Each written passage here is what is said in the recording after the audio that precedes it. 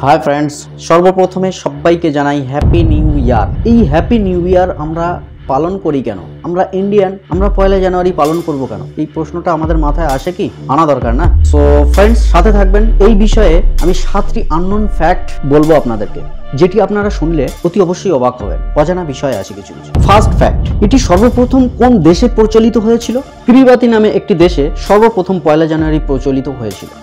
And second most of the fact, এটিকে আমরা সবাই জানি ইংরেজি calendar, but you know that এটি অ্যাকচুয়ালি জুলিয়ান ক্যালেন্ডার, যেটিকে জুলিয়াস সিজার দ্বারা 46 খ্রিস্টপূর্বাব্দে সংশোধিত করা হয়েছিল। তিনি একজন জ্যোতির্বিজ্ঞানী এবং গণিতবিদ ছিলেন, আর এই ক্যালেন্ডারটি ছিল সৌরভিত্তিক calendar. Then you know that third fact is that পয়লা জানুয়ারিকে বেছে নেওয়া হয়েছে জানুসের সম্মানার্থে। Who is জানুস?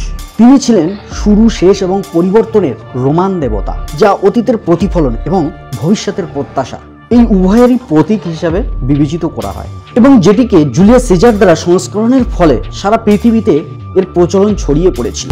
এন্ড চতুর্থ নম্বর ফ্যাক্ট হচ্ছে, আমরা যেটাকে ইংরেজি ক্যালেন্ডার বলি, এটা অ্যাকচুয়ালি ফার্স্ট জুলিয়ান ক্যালেন্ডার ছিল। And then Pope Gregory 13 number Pope Gregory 1582 সালে জুলিয়ান ক্যালেন্ডারের সংস্করণ এবং সংশোধন করেছিল, এবং এটিকে বর্তমানে আমরা পোপ গ্রেগরির বর্তমানে যা বিশ্বে গ্রেগরিয়ান ক্যালেন্ডার বলা হয়ে থাকে। And fifth fact is that, আপনি জানেন কি এই গ্রেগরিয়ান ক্যালেন্ডারকে এখনো পর্যন্ত বিশ্বে কয়টি দেশ ব্যবহার করে না?